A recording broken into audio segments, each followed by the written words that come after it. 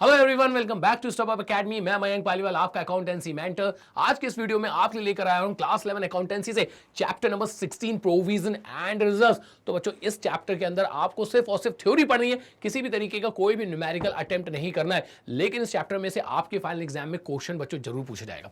तो आज बच्चों हमें यह समझना है क्या होते हैं प्रोविजन और क्या होते हैं रिजर्व। तो इसका एक एग्जाम्पल बच्चों मैं आपको देना पसंद करूंगा। आपने भी देखा होगा कि हमारे घर में जनरली क्या होता है कि कभी भी फ्यूचर कंटिजेंसीज के लिए या फ्यूचर लाइबिलिटीज के लिए अभी से हमारे घर वाले छोटा छोटा अमाउंट इकट्ठा करना स्टार्ट कर देते हैं, सेविंग करना स्टार्ट कर देते हैं, सो दैट फ्यूचर में जाके किसी भी तरीके की अगर कोई लायबिलिटी आ जाती है तो उस लायबिलिटी को सेटल करना फिर हमारे लिए क्या हो जाता है, आसान हो जाता है।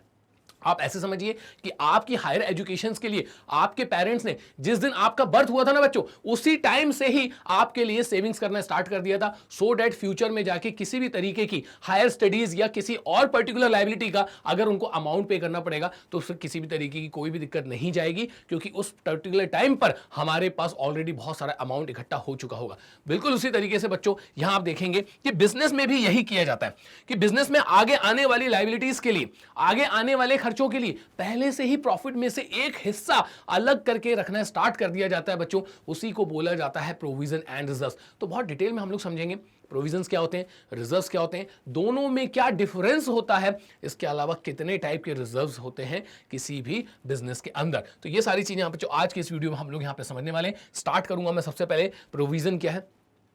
तो देखते हैं बच्चों, provision accounts of a business are prepared following the going concern concept. तो सर ये बात तो हमको बहुत अच्छे से पता है, आप पहले भी पढ़ा चुके हैं कि जब कभी भी अकाउंटिंग की जाती है ये अज्यूम कर लिया जाता है कि हमारा जो बिजनेस है वो एक फोर्सिबल फ्यूचर तक चलता रहेगा और बिजनेसमैन का बिजनेस को बंद करने का कोई भी इंटेंशन नहीं है। तो ये चीज बच्चों मैंने आपको कहाँ पढ़ाई थी सर, ये आपने हमको जनरली एक्सेप्टेड अकाउंटिंग प्रिंसिपल्स के अंदर गोइंग कंसर्न कॉन्सेप्ट जो होता है ना सर, वो आपने हमको समझाया था। ये बच्चों बिल्कुल वही आपसे कह रहे हैं। Accounts of a business are prepared following the going concern concept. हमारे जो बुक्स ऑफ अकाउंट्स हैं वो कैसे प्रिपेयर किए जाते हैं सर, वो गोइंग कंसर्न कॉन्सेप्ट को फॉलो करते हुए प्रिपेयर किए जाते हैं। और गोइंग कंसर्न कॉन्सेप्ट हमसे क्या कहता है, assuming that the business will continue for a forcible future. हमारा जो बिजनेस है वो एक फोर्सिबल फ्यूचर तक चलता रहेगा और बिजनेसमैन का बिजनेस को बंद करने का कोई भी इंटेंशन नहीं है।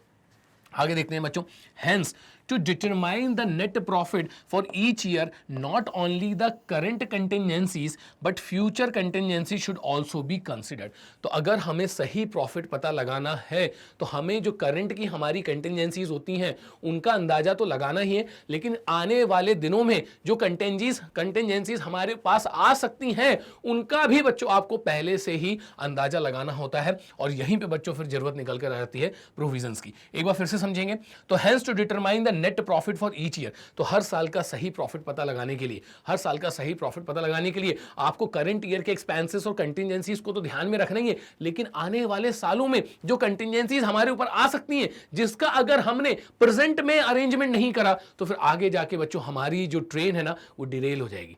हमारे बिजनेस की जो एक्टिविटीज हैं वो सारी क्या हो जाएंगी, डिरेल हो जाएंगी। In fact provision and reserves are such consideration which actually relate to the future needs। यहां तक देखेंगे बच्चों तो कहीं ना कहीं हमारे जो reserves and provisions होते हैं इनकी एक खासियत होती है कि इन्हीं की मदद से हम फ्यूचर में आने वाली जो अपनी कंटिजेंसीज होती हैं, फ्यूचर में आने वाली जो लाइबिलिटीज होती हैं बच्चों, उनसे बच सकते हैं। For which a part of the current earning is set aside. तो इन फ्यूचर में आने वाली कंटिजेंसीज और लाइबिलिटीज से बचने के लिए हम अभी से अपने प्रॉफिट में से एक हिस्सा निकाल कर अलग रख देंगे, सो डैट फ्यूचर में जाके जब हमें उस पैसे की जरूरत पड़ेगी तो आपको बच्चों किसी के सामने हाथ नहीं फैलाना पड़ेगा। आपका जो बिजनेस ऑर्गेनाइजेशन है वो पहले से ही उन कंटिजेंसीज और लायबिलिटीज का अरेंजमेंट कर चुका होगा। आगे देखते हैं बच्चों, अब हम देखेंगे प्रोविजन इज एन अमाउंट। तो प्रोविजन बेसिकली अपने आप में क्या है, provision is an amount set aside. Provision उस अमाउंट को बोला जाता है जो कि आप बिजनेस के प्रॉफिट में से अलग निकाल के रख देते हैं, सो डैट आगे जाके जब किसी भी तरीके का कोई खर्चा आएगा तो उसका अरेंजमेंट आप पहले से ही कर चुके होंगे।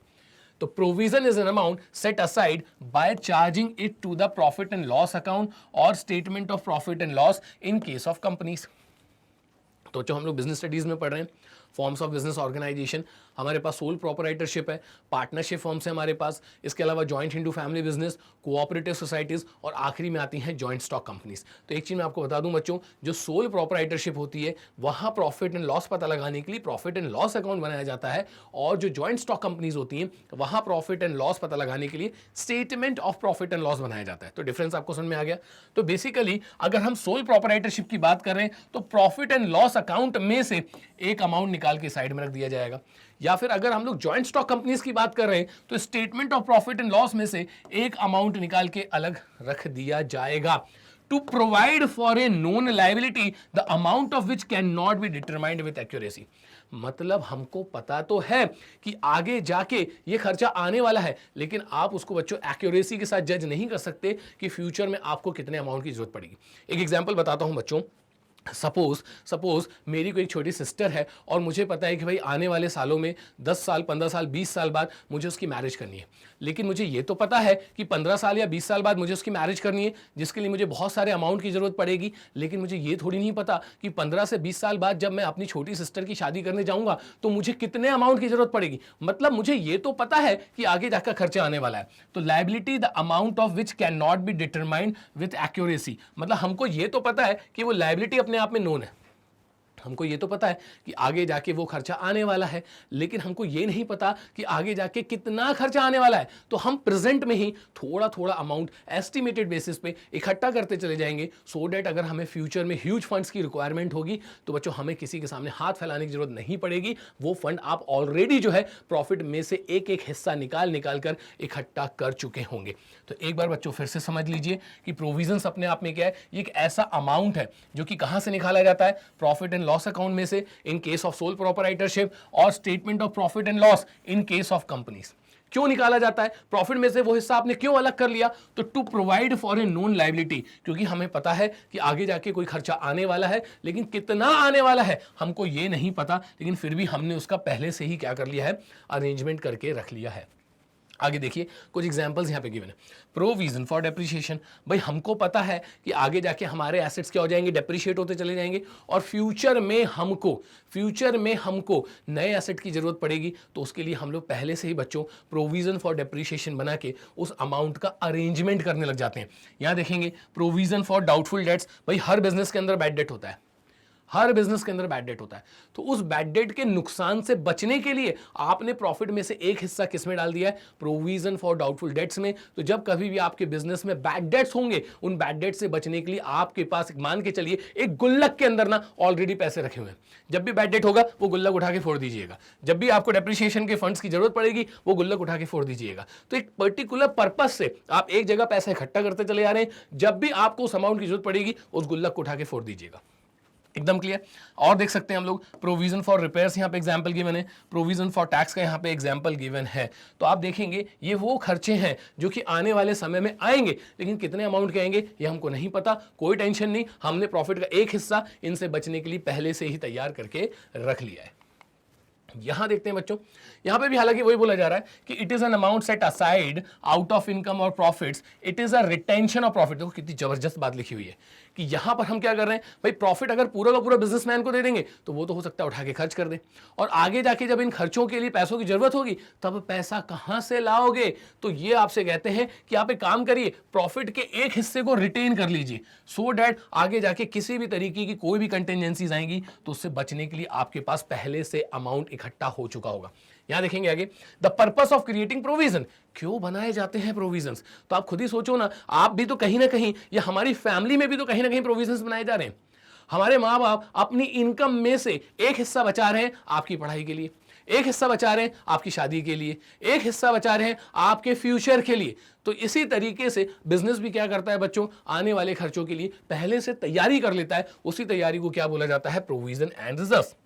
तो यहां हम देखेंगे the purpose of creating provision, क्यों बनाए जाते हैं भाई प्रोविजन। तो ये आपसे पहला कह रहे हैं टू अकाउंट एंटिसिपेटेड लॉसेस, आने वाले जो खर्चे हैं, आने वाले जो लॉसेस हैं, उनके से बचने के लिए पहले से ही तैयारी कर लेना है। इसलिए बच्चों हम लोग क्या बनाते हैं, प्रोविजंस। आगे देखेंगे आप लोग, to account depletion and diminution in the value of an assets, हमारे जो एसेट्स हैं उनकी वैल्यू धीरे धीरे क्या होती चली जाएगी, कम होती चली जाएगी। एक समय आएगा वो एसेट्स सारे के सारे क्या हो जाएंगे, ऑब्सोलीट हो जाएंगे, वो सारे के सारे एसेट्स आपको डिस्कार्ड करने पड़ जाएंगे और इमीडिएटली आपको एसेट्स खरीदने पड़ेंगे।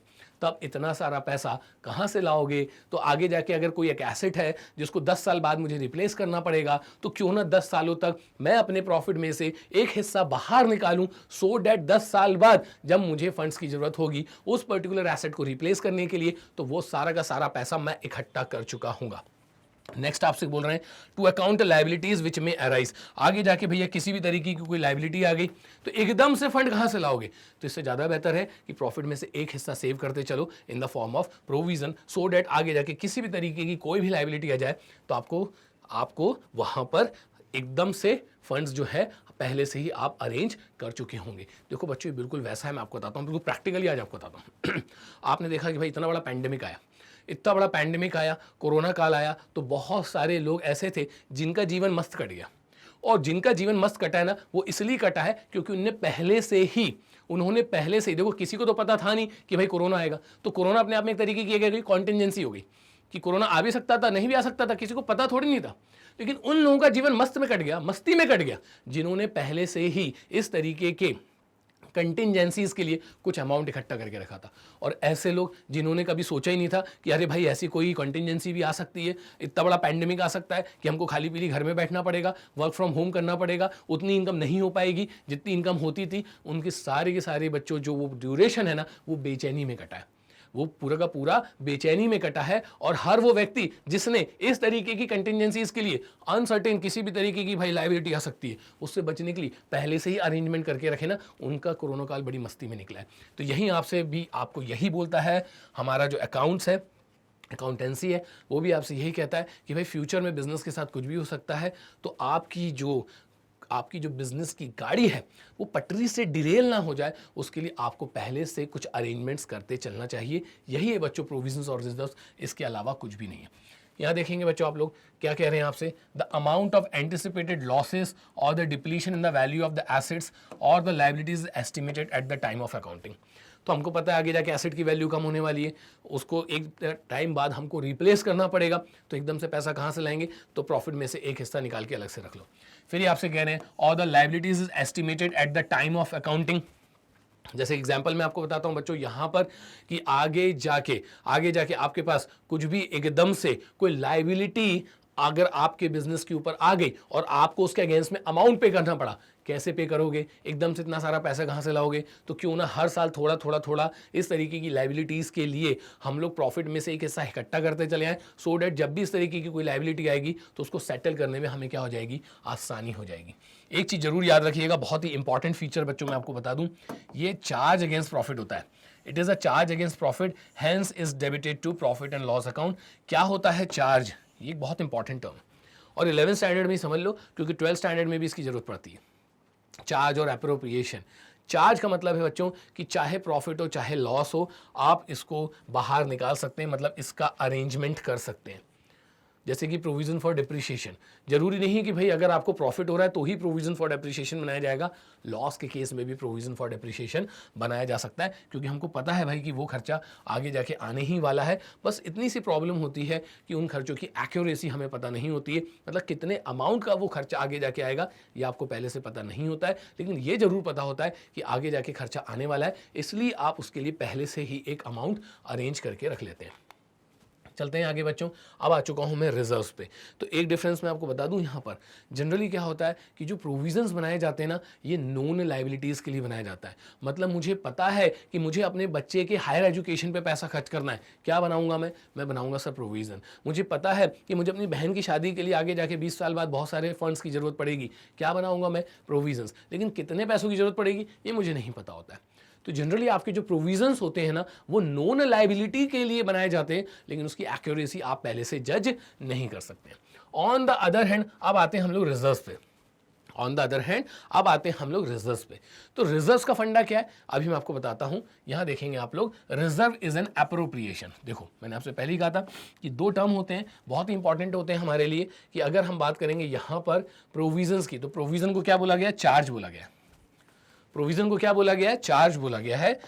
और यहां देखेंगे हम लोग कि हमारे जो रिजर्व्स हैं इनको क्या बोला गया है? एप्रोप्रिएशंस बोला गया है। इनको क्या बोला गया है? एप्रोप्रिएशंस बोला गया है। क्या होते हैं चार्ज और क्या होते हैं एप्रोप्रिएशन, ये मैं आपको समझा दूं। चार्ज बच्चों एक तरीके का कंपल्सरी पेमेंट होता है, चाहे प्रॉफिट हो चाहे लॉस हो, आपको उसको अरेंज करना ही पड़ेगा, आपको उसके लिए फंड्स जुटाना ही पड़ेगा। लेकिन यहां पे अगर हम लोग एप्रोप्रिएशन की बात करें तो एप्रोप्रिएशन की एक खासियत होती है कि एप्रोप्रिएशंस बिजनेस में तभी बनाए जा सकते हैं जब बिजनेस में प्रॉफिट होता है। तो दोनों में डिफरेंस निकालो कि चाहे प्रॉफिट हो चाहे लॉस हो, जनरली प्रोविजंस बनाए ही जाते हैं, लेकिन रिजर्व्स तभी बनाए जाते हैं जब बिजनेस में क्या होता है? सब बिजनेस में प्रॉफिट होता है। तो यही डिफरेंस है बच्चों चार्ज और एप्रोप्रिएशन में, कि charge are compulsory payments and are debited to profit and loss account irrespective of profit earn और लॉस इनकर्ड। चार्ज आप लोगों को पे करना ही पड़ेगा। अरे भाई एक चीज मुझे बता दो कि अगर मुझे लॉस हो रहा है, अगर मुझे लॉस हो रहा है तो क्या मेरा एसेट डेप्रिशिएट नहीं होगा? क्या होगा ना, मतलब उस पर तो डेप्रिशिएशन लग रही है, चाहे आपको प्रॉफिट हो चाहे आपको लॉस हो। आपके बिजनेस में तो बैड डेट होना ही है, चाहे आपको प्रॉफिट हो चाहे आपको लॉस हो। तो हमको पता है कि भैया वो नॉन लायबिलिटीज है, हमको पता है वो नॉन लायबिलिटीज है, इसलिए हमको प्रॉफिट हो चाहे लॉस हो उसके ऊपर प्रोविजन बनाना ही पड़ेगा। लेकिन रिजर्व्स के साथ ऐसा नहीं है। रिजर्व्स अपने आप में एप्रोप्रिएशंस होते हैं। रिजर्व्स क्या होते हैं मैं आपको और डिटेल में बताता हूं। रिजर्व इज अ एप्रोप्रिएशन, मतलब only in the presence of profit, only in the presence of profit. तो रिजर्व्स तभी बनाए जा सकते हैं जब हमारे पास क्या होंगे? प्रॉफिट्स होंगे। आगे देखिएगा क्यों बनाए जाते हैं ये भी हम समझ लेते हैं। तो reserve is an appropriation of profits or accumulated profits to strengthen the financial position of the business to meet the liability as and when it arises. अपनी फाइनेंशियल पोजीशन को स्ट्रॉन्ग करने के लिए बच्चों रिजर्व बनाए जाते हैं। मतलब एक तरीके से समझ लो कि जब आप अपने बिजनेस में सेविंग्स करते हो, जब आप अपने बिजनेस में सेविंग्स करते हो, सो डेट फ्यूचर में जाके किसी तरीके की कोई लायबिलिटी अगर एकदम से आ जाए, भगवान ना करे 5 साल बाद अगर किसी तरीके की कोई गंभीर बीमारी हो जाए, तो उसके लिए एकदम से पैसा कहां लाओगे? तो एक काम करो ना, जो पैसा कमा रहे हो उसमें से एक हिस्सा अपनी फाइनेंशियल पोजीशन को स्ट्रांग करने के लिए बचाते चलो। क्या बनाते चलो? रिजर्व्स बनाते चलो। क्या बनाते चलो? रिजर्व्स बनाते चलो। तो इससे आपकी फाइनेंशियल पोजीशन है जो है बच्चों, वो बिजनेस में क्या होती? स्ट्रांग होती चली जाएगी। आगे देखते हैं, आगे हमसे क्या बोला जा रहा है। आगे हमसे बोला जा रहा है reserves are not set aside to meet an existing liability. ध्यान दीजिएगा, ये करंट की लायबिलिटीज के लिए नहीं बनाया जाता है।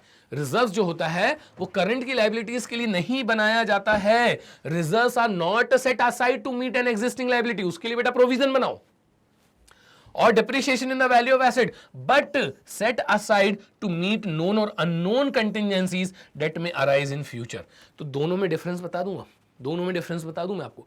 प्रोविजन जो होता है वो नोन लायबिलिटीज के लिए बनाया जाता है, और जो रिजर्व्स होते हैं वो अननोन लायबिलिटीज के लिए बनाया जाता है। हमको नहीं पता कि उस टाइप की कोई लायबिलिटी हमारे ऊपर आ भी सकती है कि नहीं भी आ सकती है। एक एग्जांपल के थ्रू अभी आपको समझाऊंगा, बस थोड़ा सा वेट कर लो आप लोग।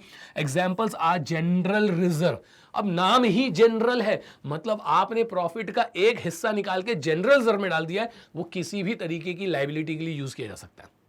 आगे बात समझ में, तो एक डिफरेंस जरा बनाना है यहाँ पे। एक तरफ प्रोविजंस हैं, एक तरफ रिजर्व्स हैं। प्रोविजंस की क्या खासियत होती है? सर इनको कंपलसरीली बनाया जाता है क्योंकि हमको पहले से ही पता है कि वो खर्चा होगा ही होगा। जैसे कि प्रोविजन फॉर डेप्रिसिएशन, हमको पता है फ्यूचर में जाके हमारे एसेट्स डेप्रिसिएट होंगे। प्रोविजन फॉर डाउटफुल डेट्स, हमको पता है सर हर साल थोड़े बहुत बैड डेट्स हर बिजनेस के अंदर होते हैं। प्रोविजन फॉर टैक्स, हमको पता है सर हर साल हमें टैक्स का आपको अमाउंट जो है वो पे करना पड़ता है। तो ये सारे के सारे खर्चे नोन है, बस इनकी एक्यूरेसी आप जज नहीं कर सकते हैं। तो आपने प्रॉफिट में से एक हिस्सा निकाल के इसके अंदर डाल दिया, और चूंकि ये नॉन लायबिलिटीज हैं तो भले प्रॉफिट हो चाहे लॉस है, आप प्रॉफिट में से एक हिस्सा बाहर निकालेंगे ही निकालेंगे। अब आते हैं बच्चों हम लोग रिजर्व्स पे। रिजर्व्स क्यों बनाए जा रहे हैं? सर फाइनेंशियल पोजीशन को स्ट्रांग करने के लिए। अगर मैं अच्छा खासा प्रॉफिट कमा रहा हूं तो क्यों ना प्रॉफिट का एक हिस्सा निकाल के कहां ट्रांसफर कर दिया जाए? जनरल रिजर्व में। तो उससे क्या होगा बच्चों, आगे जाके किसी भी तरीके की कोई भी अननोन लायबिलिटी जब लायबिलिटी बन जाएगी तो वहां पे बच्चों आपकी फाइनेंशियल पोजीशन स्ट्रांग होने के कारण आप उस लायबिलिटी का सेटलमेंट बड़ी आसानी से कर लेंगे। आगे देखिए, एसेट रिप्लेसमेंट, एसेट रिजर्व। इसके बाद बच्चों यहाँ पे लिखा है वर्कमैन कॉम्पनसेशन रिजर्व। देखो इसके थ्रू मैं आपको समझाने की कोशिश करता हूँ। वर्कमैन कॉम्पनसेशन रिजर्व के थ्रू मैं आपको समझाने की कोशिश करता हूँ। वर्कमैन कॉम्पनसेशन रिजर्व होता क्या है?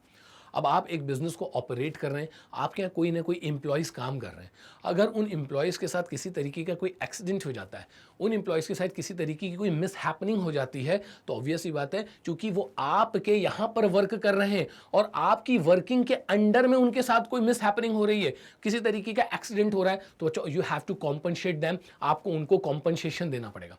आपको उनको क्या देना पड़ेगा? कॉम्पनसेशन देना पड़ेगा। आप सोच के देखिए कि हमारी फैक्ट्री में किसी एक मजदूर के साथ किसी तरीके की कोई मिस हैपनिंग हो जाती है, आपको उसको कॉम्पनसेट देना करना पड़ेगा। अब आप मुझे बताओ कि एकदम से कॉम्पनसेशन का पैसा कहां से लाओगे?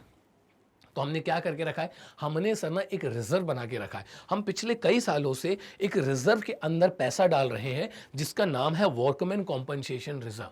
सर वो पैसा हम इसलिए इकट्ठा कर रहे हैं कि अगर हमारे किसी भी लेबर के साथ या किसी भी एम्प्लॉय के साथ किसी तरीके की कोई मिस हैपनिंग हो जाती है, तो उसको कॉम्पनसेट करने के लिए हमने क्या बना के रखा है? Workman compensation reserve. अब दोनों में डिफरेंस समझो कि provision for depreciation, provision for tax या फिर प्रोविजन फॉर डाउटफुल डेट से वर्कमैन कॉम्पनसेशन रिजर्व क्यों डिफरेंट है?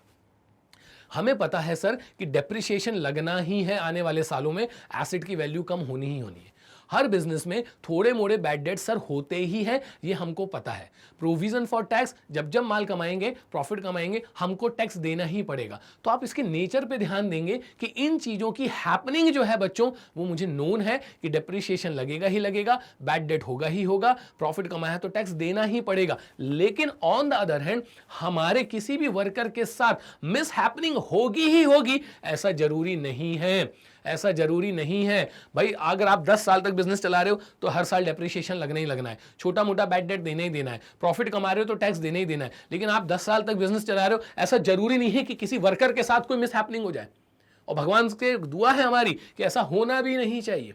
तो आप देखेंगे यहां आपके प्रोविजन के केस में सारे के सारे अरेंजमेंट्स क्या थे? नोन थे। लेकिन वर्कमैन कॉम्पनसेशन रिजर्व के केस में अननोन है भाई, मिस हैपनिंग हो भी सकती है, नहीं भी हो सकती है। तो इतना आपको समझ में आ गया होगा क्या डिफरेंस होता है बच्चों प्रोविजन और रिजर्व्स में। तो नोन लायबिलिटी के लिए क्या बना लो? प्रोविजंस। और अननोन लायबिलिटी के लिए क्या बना लो? रिजर्व्स। खत्म कहानी। अब हम आते हैं इंपॉर्टेंस ऑफ रिजर्व्स पे। रिजर्व्स बनाना क्यों जरूरी है? तो reserves are important in a business to strengthen the financial position of the enterprise. ये आपके बिजनेस को फाइनेंशियली स्ट्रॉन्ग करते हैं। The creation of reserves enables the enterprise to sail through difficult financial period in the future। आगे जाके जब हमारे business के साथ किसी तरीके की कोई डिफिकल्टीज आ जाएंगी, जैसे कि pandemic is one of the best example. भाई हमारी बड़ी बड़ी फैक्ट्रीज भी तो बंद हो गई थी, अच्छे अच्छे एंटरप्राइजेस की बिजनेस एक्टिविटीज पे ताला लग गया था। तो ये आपसे क्या कह रहे हैं कि आगे जाके, मतलब ऐसे आप समझ लीजिए कि आप अपना जहाज तैरा रहे हैं, आप अपना जहाज तैरा रहे हैं और आगे जाके कोई बहुत बड़ा तूफान आने वाला है, उससे बचने के लिए आपने क्या बना के रखा है? रिजर्व बना के रखा है। तो बच्चों इसी तरीके से हमारे बिजनेस में आगे जाके किसी तरीके का कोई बड़ा तूफान आने वाला है, उस तूफान के बीच से भी मैं अपनी कश्ती निकाल ले जाऊंगा। पैंडेमिक में आपने देखा होगा कई ऐसी कंपनीज थी जो कि अपने एम्प्लॉयज को बराबर सैलरी भेज रही थी, इवन उनका बिजनेस नहीं चल रहा था तब भी। तो उन्हें कैसे किया होगा? उन्होंने पहले से रिजर्व्स बना के रखे थे। उन रिजर्व्स में से ही बच्चों उन एम्प्लॉयज को क्या दी जा रही थी? सैलरी दी जा रही थी। तो यहां पे देखा जाए तो रिजर्व कहीं ना कहीं आपकी फाइनेंशियल पोजीशन को स्ट्रांग करता है, वो आपकी फाइनेंशियल पोजीशन को मजबूती देता है कि आगे जाके किसी भी तरीके की अगर कोई भी डेंजर्स हमारे बिजनेस के सामने, थ्रेट्स अगर हमारे बिजनेस के सामने आ जाए, तो उन डेंजर्स और थ्रेट्स के बीच में भी हम अपनी बिजनेस की जो नैया है उसको पार लगा लेंगे। The purpose of transferring profit to reserve. अब प्रॉफिट में से ही रिजर्व बनाए जाते हैं, तो उसके पीछे पर्पस क्या है? देखो बहुत प्यारी बात लिखी हुई है, एक्सपांशन ऑफ बिजनेस। आगे जाके बिजनेस को बढ़ाने के लिए क्या लगेगा? आगे जाके बिजनेस को बढ़ाने के लिए सब बहुत सारे फंड्स की जरूरत होगी। और अगर आपने पहले से रिजर्व बना के रखें तो आपको कहीं से लोन लेने की जरूरत नहीं है, आपको किसी के सामने हाथ फैलाने की जरूरत नहीं है। आप अपने ही रिजर्व में से अपने बिजनेस का क्या कर सकते हैं? एक्सपांशन कर सकते हैं। एक एग्जाम्पल के थ्रू बच्चों में आपको समझाने की कोशिश करूंगा। आप सभी को पता है, मैं अगर बात करूं यहां पर जॉइंट स्टॉक कंपनीज की, तो जॉइंट स्टॉक कंपनीज मतलब बेसिकली इनको देखा जाए तो ये कंपनीज ही होती हैं, बेसिकली ये कंपनीज ही हैं। और इनकी खासियत होती है बच्चों कि इसमें पैसा कौन लगाता है? सर इसमें पैसा लगाता है शेयर होल्डर। इसमें पैसा कौन लगाता है? Share holders. तो सर कहीं ना कहीं share holders are the true owners of the company. क्या शेयर होल्डर्स कंपनी के मालिक होते हैं? यस।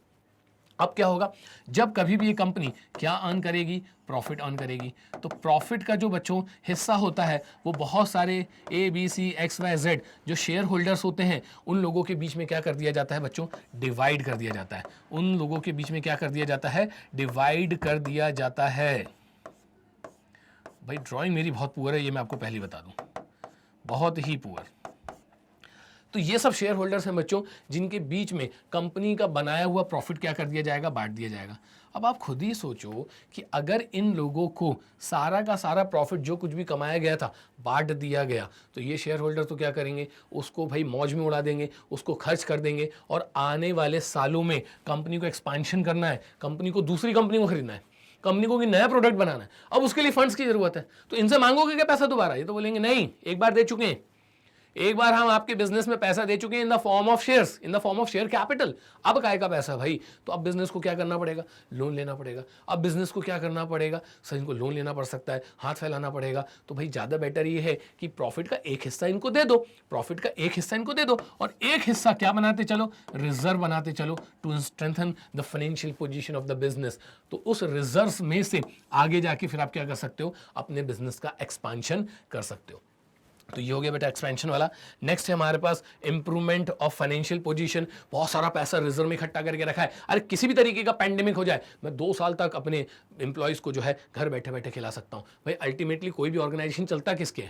चलता किससे? उसके एम्प्लॉयज से ही चलता है ना। तो भाई एम्प्लॉयज का भला करोगे तो आपके बिजनेस का भला खुद ही हो जाएगा। तो आप कहीं ना कहीं अपनी फाइनेंशियल पोजीशन को क्या कर रहे हो? इंप्रूव कर रहे हो रिजर्व बना बना के, कि आगे जाके किसी भी तरीके की कोई भी मुसीबत आ जाए, मेरे पास बहुत पैसा इकट्ठा करके रखा है, मैं अपने बिजनेस को कहीं पर भी किसी भी तूफान में से बाहर निकाल के लेके चले जाऊंगा। Redemption of liabilities. आगे जाके मैंने लोन लिया था 10 साल के लिए, मैंने लोन लिया था 10 साल के लिए, तो भाई 10 साल बाद तो मेरे को लोन चुकाना पड़ेगा ना।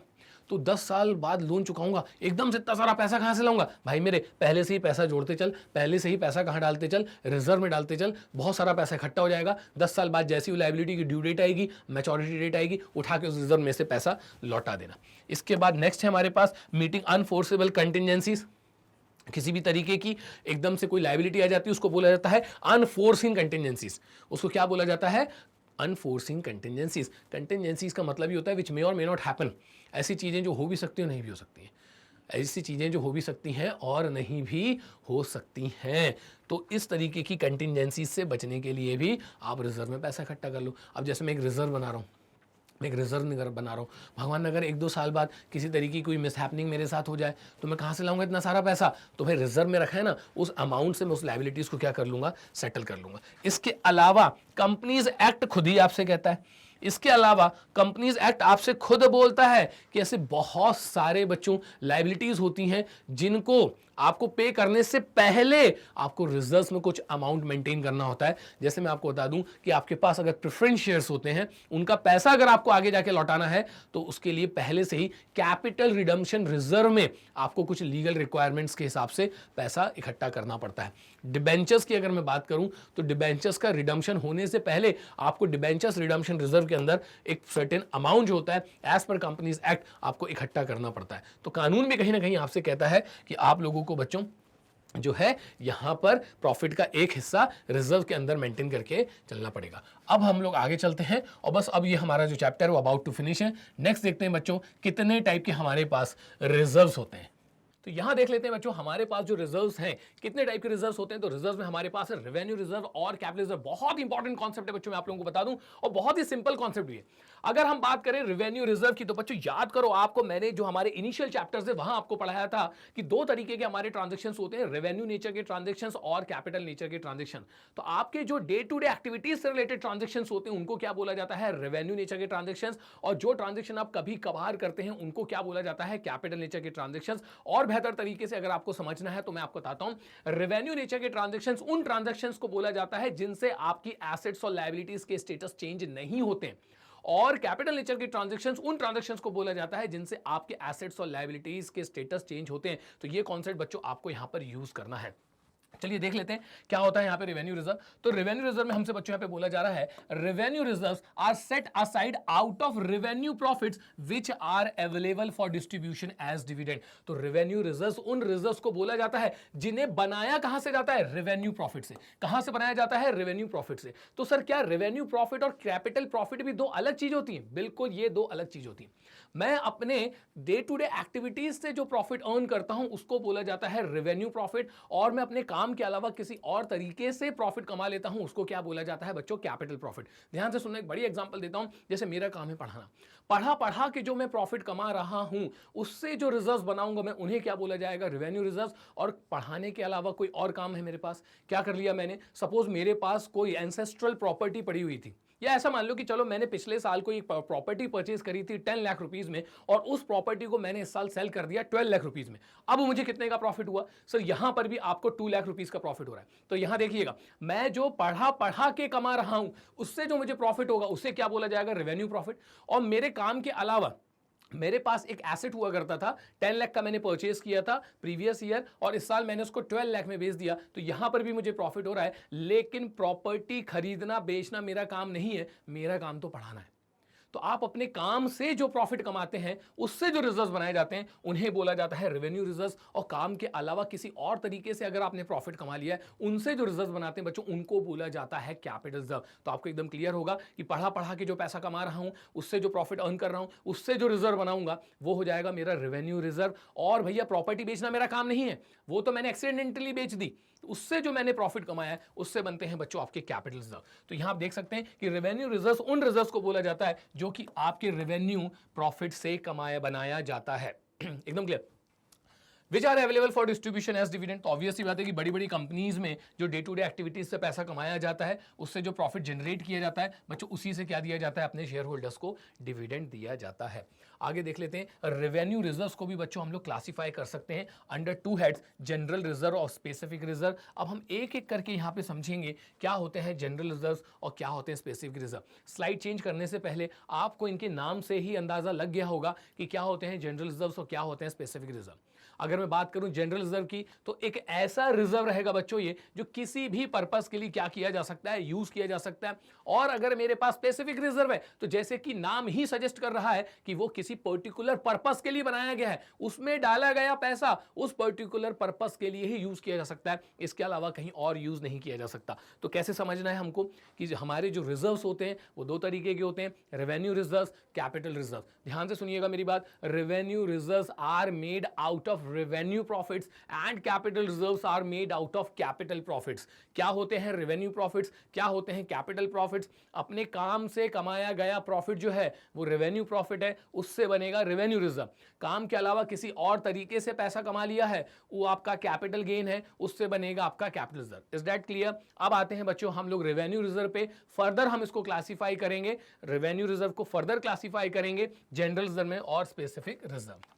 अब जैसे कि नाम ही साउंड कर रहा है जनरल रिजर्व, मतलब आप इसको किसी भी पर्पस के लिए यूज कर सकते हैं। तो general reserve is the amount set aside out of profits not for any specific purpose. तो ऐसा कोई सा भी रिजर्व जो कि आपने प्रॉफिट में से बनाया है लेकिन वो किसी स्पेसिफिक पर्पस के लिए नहीं है, आप उसको कहीं भी यूज कर सकते हैं। इस टाइप के रिजर्व को क्या बोला जाता है बच्चों, general reserve. It can be used for any purpose as is considered appropriate. मतलब आप इस पर्टिकुलर अमाउंट को कहीं भी यूज कर सकते हैं जहां भी आपको ठीक लगे या उस समय आपको जैसी आपको इस पर्टिकुलर अमाउंट की जरूरत है। Such as in the event of contingency, आपको नहीं पता था कि आपके साथ किसी तरीके की कोई कंटेंजेंसी होनी। कंटेंजेंसी का मतलब ही होता है बेटा ऐसी चीज जिसके बारे में हमको पहले से आइडिया नहीं होता। सडन आपके पास किसी तरीके की कोई लायबिलिटी क्रिएट हो जाती है, आप उसमें क्या यूज कर सकते हैं, जनरल रिजर्व। और एक्सपांशन ऑफ बिजनेस, आप अपने बिजनेस को बढ़ाना चाहते हैं, उसके लिए आपको फर्दर फंड्स की जरूरत पड़ेगी। क्या करेंगे, एक काम करिए, जनरल रिजर्व में जो हमने प्रॉफिट बचा के रखा है उसी पैसों से हम अपने बिजनेस का क्या कर लेते हैं, एक्सपांशन कर लेते हैं। Such reserve strengthens the financial positions of the business. General reserve के अंदर जितना पैसा डाला जाएगा आप उतने फाइनेंशियली स्ट्रांग होते चले जाएंगे, क्योंकि आगे जाके किसी भी तरीके की कंटिजेंसी या फिर अगर आप अपने बिजनेस का एक्सपांशन करना चाहते हैं तो आपको किसी के सामने हाथ फैलाने की जरूरत नहीं पड़ेगी। आप इस जो आपका रिटेन्ड अमाउंट है प्रॉफिट में से, उसी से बच्चों आप इस कंटेंजेंसी और एक्सपांशन के लिए जो फंड्स रिक्वायर्ड है वो अरेंज कर सकते हैं। तो मैं आपको बता दूं, जनरल रिजर्व एक तरीके से बच्चों सेविंग्स है, ये एक तरीके से बिजनेस की सेविंग्स है। अब आते हैं बच्चों, हम लोग बात करेंगे यहाँ पे स्पेसिफिक रिजर्व्स की। तो जैसे कि नाम ही साउंड कर रहा है, स्पेसिफिक मतलब ये किसी पर्टिकुलर पर्पस के लिए बनाया गया है। जैसे ही उस पर्पस के लिए हमने जो रिजर्व बना के रखा है, उस पर्पस की जैसे ही हैपनिंग होगी, ये रिजर्व बच्चों वहां पर आपके काम आने वाला है। इसको थोड़ा सा पढ़ते हैं तो हमें और क्लियर हो जाएगा। Specific reserve is that reserve which is set aside out of profit. तो भाई ऑब्वियस सी बात है कि रिजर्व तो बनाए ही किससे जाते हैं, प्रॉफिट से। तो स्पेसिफिक रिजर्व उस रिजर्व को बोला जाएगा जो कि प्रॉफिट में से बनाया गया है for a specific purpose and can be utilize only for that purpose. तो प्रॉफिट में से एक हिस्सा आपने निकाल लिया किसी पर्टिकुलर पर्पस के लिए। जैसे एग्जांपल बताता हूं भाई, एक एग्जांपल बताता हूं मैं कि मैं अपने बच्चों के लिए 20 साल बाद मुझे पता है कि हायर एजुकेशन के लिए बहुत सारा पैसा लगेगा, तो मैं अभी से उनके एजुकेशन फंड बना के रखा है। मैंने उनके लिए एक एजुकेशन रिजर्व बना के रखा है, जिसमें हर साल मैं थोड़ा थोड़ा पैसा क्या करते जा रहा हूँ, इकट्ठा करते जा रहा हूँ। अब उस पैसों को सिवाय बच्चों की एजुकेशन के लिए किसी और पर्पस के लिए यूज़ नहीं किया जा सकता है। तो यहाँ पे बन जाएगा बच्चों वो क्या, स्पेसिफिक रिजर्व। अरे हम लोग करते हैं कि नहीं अपना डे टू डे लाइफ में, ऐसा करते हैं कि नहीं कि मैं हर महीने अपनी कमाई में से एक हिस्सा निकाल रहा हूं कि मेरा टारगेट है कि यार 2 साल के अंदर एक नई ब्रांड कार लेकर आऊंगा। तो स्पेसिफिक पर्पस है कि वो पैसा मैं कार के लिए इकट्ठा कर रहा हूं, तो मैं उससे कार ही खरीदूंगा। तो मैं आपको अपने डे टू डे लाइफ वाले एग्जांपल बता रहा था, ऐसे बिजनेस में भी होते हैं, वो भी हम लोग समझ लेंगे। तो स्पेसिफिक रिजर्व्स क्या है, ये ऐसे रिजर्व्स हैं जो कि प्रॉफिट में से बनाए जाएंगे स्पेसिफिक पर्पस के लिए, उस पर्पस के अलावा इसका पैसा कहीं और यूटिलाइज नहीं हो पाएगा। बहुत बढ़िया एग्जाम्पल यहाँ पे गिवन है बच्चों, सारे के सारे एग्जाम्पल्स जो यहाँ पे गिवन है ना, इसका यूज जो है वो आपको क्लास 12 में करना होता है। जैसे कि आप देख सकते हैं कि वर्कमैन कॉम्पनसेशन रिजर्व, भाई ये तो नाम से ही साउंड कर रहा है कि आप एक ऑर्गेनाइजेशन चला रहे हैं जहां पे आप बहुत सारे वर्कमैन को से काम करवाते होंगे। अगर उन वर्कमैन के साथ एक तरीके के वर्कर्स मान लीजिए, अगर उन वर्कर के साथ किसी तरीके की कोई मिस हैपनिंग हो जाती है, तो पता है आपके ऑर्गेनाइजेशन की लायबिलिटी है, क्योंकि वो ड्यूरिंग द वर्क जब वो काम कर रहे थे, आपके ऑर्गेनाइजेशन में काम कर रहे थे, आपके लिए काम कर रहे थे, उस टाइम पर अगर हमारे वर्कमैन्स के साथ किसी भी तरीके की कोई मिस हैपनिंग हो जाती है, तो ये ऑर्गेनाइजेशन की लायबिलिटी होती है कि उनको उन्हें कॉम्पनसेट करना पड़ेगा। तो जैसे कि यहाँ पे नाम साउंड कर रहा है वर्कमैन कॉम्पनसेशन रिजर्व, मतलब अगर वर्कमैन के साथ कोई मिस हैपनिंग होती है तो उसे कॉम्पनसेट करने के लिए पैसों की जरूरत पड़ेगी। तो पहले से ही क्या बना के रखा है, वर्कमैन कॉम्पनसेशन रिजर्व, इसमें से हम उनको कॉम्पनसेट कर देंगे। तो workman compensation reserve is a specific reserve because it is maintain to pay compensation to workman, क्योंकि इसे बनाया ही इसलिए गया है कि अगर वर्कमैन के साथ किसी तरीके की कोई मिस हैपनिंग हो जाती है तो हम उसको इसमें से कॉम्पनसेट कर सकते हैं। Debenture redemption reserve. अब डिबेंचर्स बच्चों आपको बहुत अच्छे से पता होगा, डिबेंचर्स क्या होते हैं सर, ये एक तरीके का एक्नॉलेजमेंट ऑफ डेट होता है। हमने लोगों से पैसा उधार लेके रखा है, उसे बोला जाता है डिबेंचर। ठीक है, अब इन डिबेंचर्स का जब पैसा लौटाना होता है, उसके पहले ही हम धीरे धीरे एक अमाउंट इकट्ठा करते चले जाते हैं, उसे बोला जाता है डिबेंचर रिडम्पशन रिजर्व। इसी तरीके से बच्चों अगर आपने प्रेफरेंस शेयर्स इशू करके रखें, तो प्रेफरेंस शेयर्स का भी एक ना एक दिन पैसा आपको लौटाना पड़ेगा। तो उनका पैसा लौटाने से पहले हम धीरे धीरे थोड़ा थोड़ा पैसा एक रिजर्व में इकट्ठा करते चले जाते हैं, जिसे क्या बोला जाता है, कैपिटल रिडम्पशन रिजर्व। इसी तरीके से बच्चों इन्वेस्टमेंट फ्लक्चुएशन रिजर्व होते हैं कि अगर आपने कहीं इन्वेस्टमेंट्स करके रखें और अगर उन इन्वेस्टमेंट्स में किसी भी तरीके की कोई नेगेटिव फ्लक्चुएशन हो जाती है, तो उससे बचने के लिए जो रिजर्व बनाया है उसे क्या बोला जाता है बच्चों, इन्वेस्टमेंट फ्लक्चुएशन रिजर्व। तो यहाँ हमने देख लिया कि हमारे जो रेवेन्यू रिजर्व्स होते हैं वो 2 तरीके के होते हैं, जनरल और स्पेसिफिक। जनरल का पैसा आप किधर पे भी यूज़ कर लीजिएगा, स्पेसिफिक का पैसा आप स्पेसिफिक पर्पस के लिए ही यूज़ कर सकते हैं। आगे चलते हैं बच्चों, अब हम आते हैं कैपिटल रिजर्व्स पे। तो थोड़ी देर पहले ही मैं आप लोगों को एक्सप्लेन कर रहा था कि हमारे पास 2 तरीके के गेन्स होते हैं, एक रेगुलर नेचर के, एक इर्रेगुलर नेचर के। आपने काम से जो पैसा कमाते हो, सपोज आपका एक एग्जांपल ले लेता हूं मैं कि आपका बच्चों एक शोरूम है, ठीक है, आपका गारमेंट्स का शोरूम है, तो ऑब्वियस सी बात है आप क्या खरीदोगे बेचोगे, सर हम गारमेंट्स खरीदेंगे बेचेंगे। तो गारमेंट्स खरीद के हायर प्राइजेस पे बेचने से जो आपको प्रॉफिट होता है, उससे जो रिजर्व्स बनाए जाते हैं उन्हें बोला जाता है रेवेन्यू रिजर्व्स। अब आपका जो शोरूम है उसमें एक पार्ट बहुत दिनों से खाली पड़ा था, आपका जो शोरूम है उसमें एक शॉप जो थी एक्स्ट्रा आपकी खाली पड़ी हुई थी, आपने उसको उठा के बेच दिया। तो भैया आपका ना प्रॉपर्टी खरीदने बेचने का काम नहीं है, आपका काम क्या है, गारमेंट्स खरीदना बेचना। तो अब जो प्रॉपर्टी बेचने से आपको प्रॉफिट होएगा, उससे जो आपके रिजर्व्स बनाए जाते हैं उनको बोला जाता है कैपिटल रिजर्व। इसलिए बच्चों आपने कई बार सुना होगा, मैं हायर क्लासेस में जब पढ़ाता हूं कि capital reserves are made out of capital profits. काम के अलावा अगर किसी तरीके से आप प्रॉफिट बना लेते हैं, उनसे जो रिजर्व्स बनाए जाते हैं उनको बोला जाता है कैपिटल रिजर्व। यहां देख लो भाई क्या कह रहे हैं, ये कह रहे हैं capital reserves are set aside out of capital profits. यहां क्या लिखा हुआ है, आउट ऑफ कैपिटल प्रॉफिट्स। यहां क्या लिखा था, आउट ऑफ रेवेन्यू प्रॉफिट्स। तो जैसा सोर्स वैसा रिजर्व। रेवेन्यू सोर्स है, रेवेन्यू रिजर्व बनेगा। कैपिटल सोर्स है, कैपिटल रिजर्व बनेगा। तो capital reserves are aside outside of capital profits and are normally not available for distribution.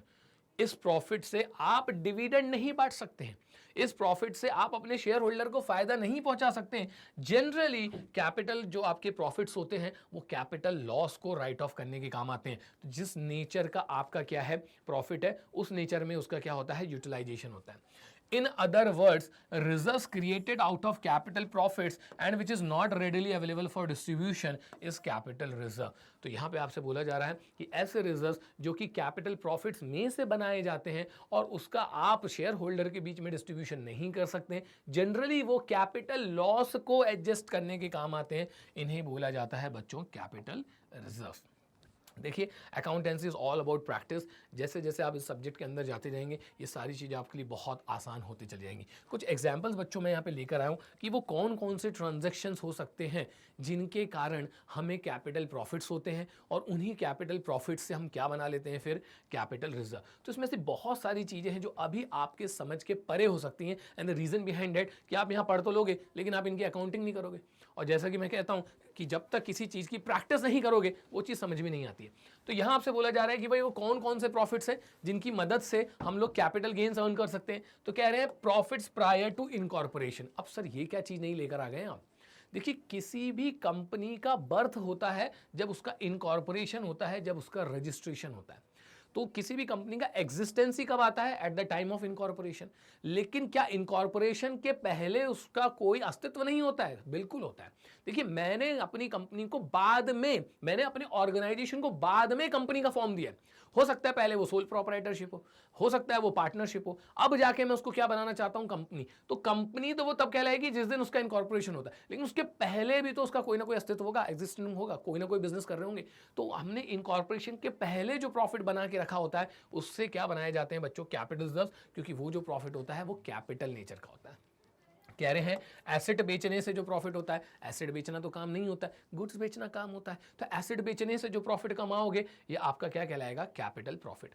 इसके अलावा premium on issue of shares और डिबेंचर्स। आप शेयर्स इशू कर रहे हो, 100 रुपीज़ का आपका शेयर्स है, लेकिन आप पब्लिक से कह रहे हो नहीं भाई 100 नहीं, हमारा शेयर होल्डर बनना है तो 100 की जगह 120 देना पड़ेगा। तो आप देख रहे हो यहाँ पर 100 रुपये की चीज़ दे रहे हो और ले रहे हो कितना, 120। 20 रुपये के अपन फायदे में आ रहे हैं, काय में चले जाएगा, ये चला जाएगा सर एक तरीके से कैपिटल रिजर्व में, क्योंकि ये मेरे काम से नहीं किसी और तरीके से मैं एक्स्ट्रा अर्निंग कर रहा हूँ।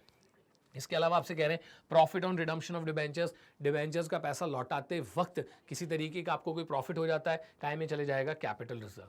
Profit on forfeiture of shares, ये बच्चों बहुत ही इंपॉर्टेंट टॉपिक है क्लास 12 में।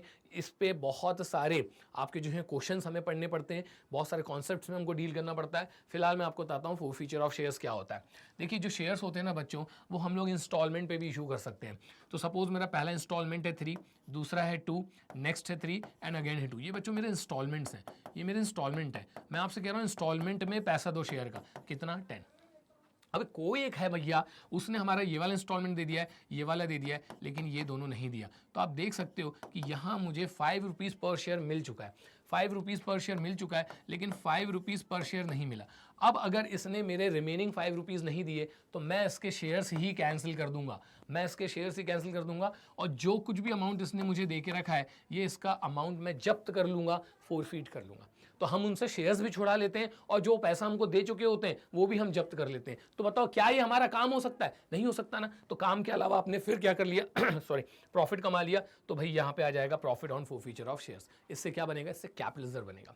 फिर आपसे कह रहे हैं कैपिटल रिडम्पशन रिजर्व। इसके अलावा profit on revaluation of assets and liabilities. चलो इसका भी एग्जांपल मैं आपको बता देता हूं। Profit on revaluation of assets and liabilities का मतलब क्या है?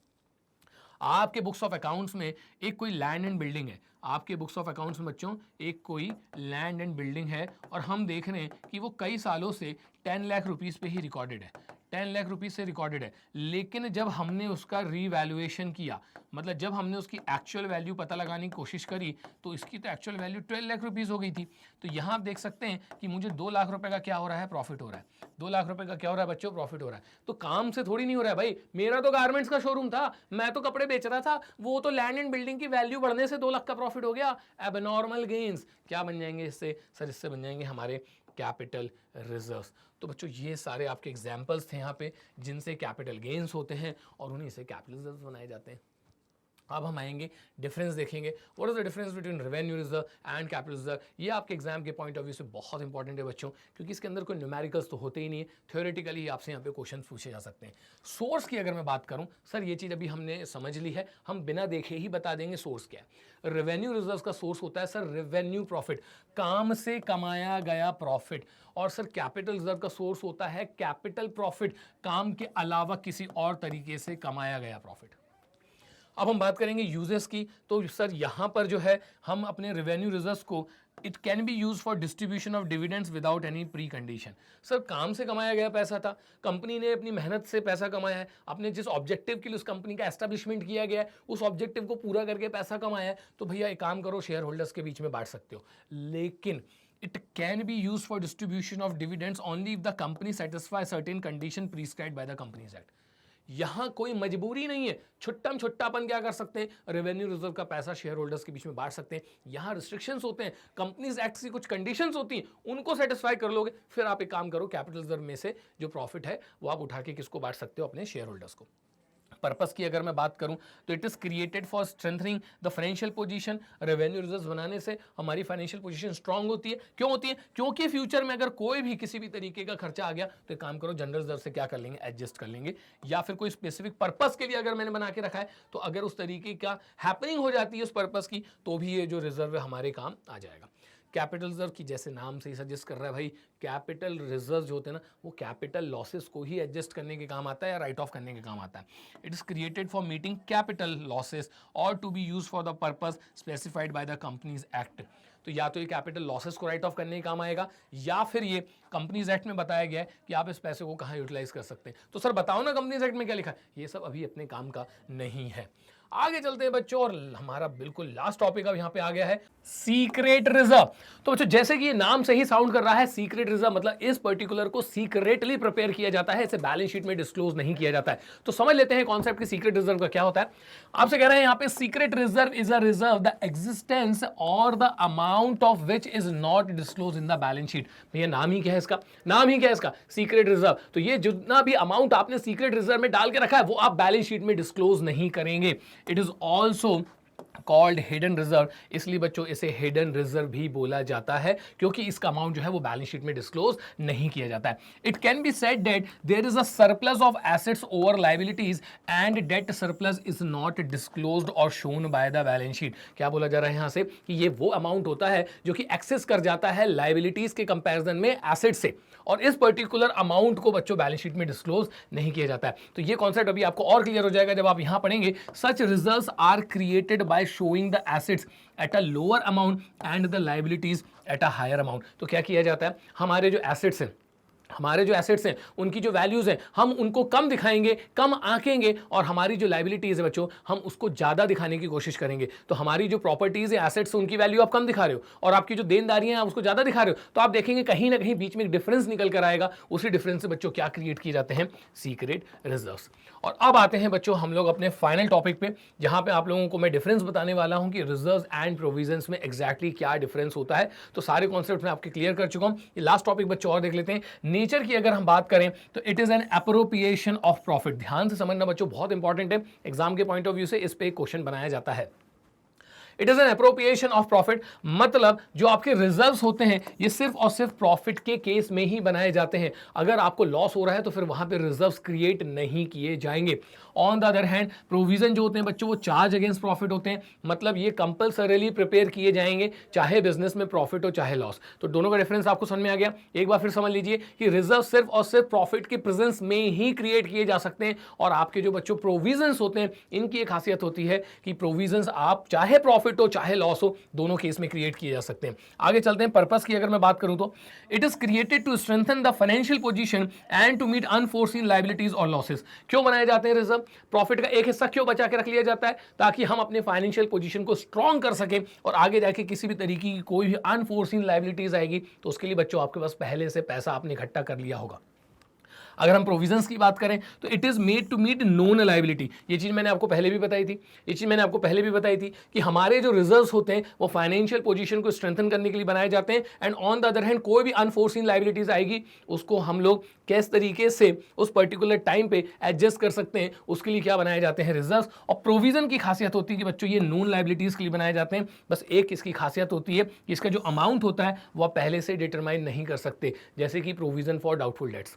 हमें पता है आगे जाके बैड डेट होगा लेकिन कितना होगा ये हमको नहीं पता, उससे बचने के लिए हमने पहले से क्या बना लिया होता है, हमने उसके लिए बना लिया होता है प्रोविजन। आगे चलते हैं बच्चों। इफेक्ट ऑन प्रॉफिट की अगर हम बात करें, it is debited to profit and loss appropriation account, hence profit is not affected. ध्यान से समझना, आप यहां पर जब रिजर्व्स क्रिएट कर रहे होते हैं ना तो प्रॉफिट का एक हिस्सा आप लोग रिजर्व में ट्रांसफर कर देते हैं, तो बेसिकली इससे आपका प्रॉफिट कम या ज्यादा नहीं हो रहा होता है, बस आपने उसका नाम चेंज कर दिया होता है।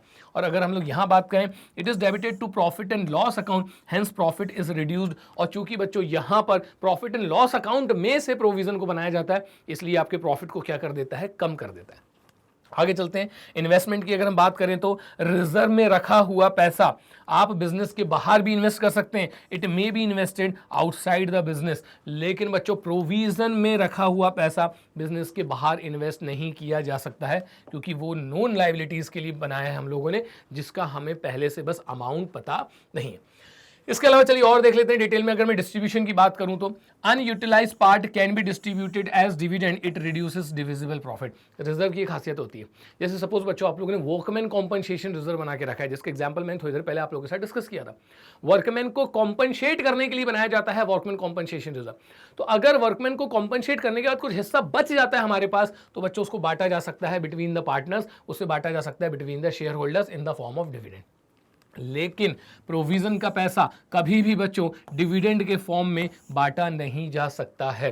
तो रिजर्व का अनयूटिलाइज अमाउंट जो होता है उससे आप बांट सकते हैं इन द फॉर्म ऑफ डिविडेंड, लेकिन आप प्रोविजन का अमाउंट डिवाइड नहीं कर सकते शेयर होल्डर्स के बीच में। कंपल्शन की बात करें अगर हम लोग यहाँ पे तो it is created out of profits as a matter of prudence and due to legal requirements. क्यों बनाए जाते हैं रिजर्व्स? तो ये बनाए जाते हैं ड्यू टू प्रूडेंस। प्रूडेंस का मतलब क्या होता है? जो कंजर्वेटिज्म का प्रिंसिपल, कि हम आने वाले खर्चों की पहले से क्या करके चलेंगे, तैयारियां करके चलेंगे, और कुछ लीगल रिक्वायरमेंट्स होते हैं वहां पर भी आपको रिजर्व्स क्रिएट करने होते हैं। अगर हम बात करें तो it is made because of accounting principle prudence, और ये जो बनाया जाता है बच्चों ये बनाया जाता है प्रूडेंस के प्रिंसिपल के कारण। तो कुछ हद तक ये भी प्रूडेंस के कारण है, कुछ हद तक ये भी प्रूडेंस के कारण है, लेकिन हम अगर रिजर्व्स की बात करें तो कुछ लीगल रिक्वायरमेंट्स होती हैं हमारी, वो पूरा करने के लिए भी हमें रिजर्व्स बनाने पड़ते हैं। और लास्ट पॉइंट है बच्चों प्रेजेंटेशन की, अगर हम लोग यहाँ पर बात करें तो a reserve is shown on the liability side of balance sheet under the head reserves and surplus. और हमारा जो रिजर्व होता है उससे फाइनेंशियल स्टेटमेंट में, बैलेंस शीट में कहाँ दिखाया जाता है? उसे दिखाया जाता है बच्चों under the head reserve and surplus. और बच्चों अगर हम बात करें प्रोविजंस की तो it is shown either as a liability under the head current liabilities और डिडक्शन फ्रॉम द एसेट। एक चीज बच्चों मैं आप लोगों को यहाँ बता दूं, तो यहां देख सकते हैं इसे दिखाया जाता है बच्चों under the head current liabilities या फिर एसेट्स में से सब्ट्रैक्ट करके। सर एक चीज तो बताइए कि यहां ये जो चीजें लिखी हुई है रिजर्व्स एंड सरप्लस, ये तो हमने अभी पढ़ा ही नहीं बच्चों। यहां पे जो आपको बताया जा रहा है ना वो कंपनीज के पॉइंट ऑफ व्यू से बताया जा रहा है। कंपनीज के जो फाइनेंशियल स्टेटमेंट्स होते हैं उनका पहले से प्री डिफाइनमेंट एक फॉर्मेट होता है, उस फॉर्मेट के अकॉर्डिंगली हमें अपना statement of profit and loss, जिसे आप लोग इस साल प्रॉफिट एंड लॉस अकाउंट बोलते हैं, और बैलेंस शीट प्रिपेयर करना होता है। तो इसका अपने आप में एक प्री डिफाइंड फॉर्मेट होता है बच्चों। उस फॉर्मेट में जो रिजर्व्स होते हैं वो रिजर्व्स एंड सरप्लस के हेड में जाते हैं, और जो आपके प्रोविजंस होते हैं या तो वो लाइबिलिटी साइड में जाएंगे या फिर जिस एसेट के ऊपर वो प्रोविजन बनाया गया उसमें से उसे सब्ट्रैक्ट करके दिखा दिया जाएगा। तो यहां बच्चों हम लोगों ने अपना रिजर्व्स एंड सरप्लस वाला चैप्टर बहुत ही डिटेल में डिस्कस कर लिया है। मिलते हैं बच्चों अगले चैप्टर में। जय हिंद।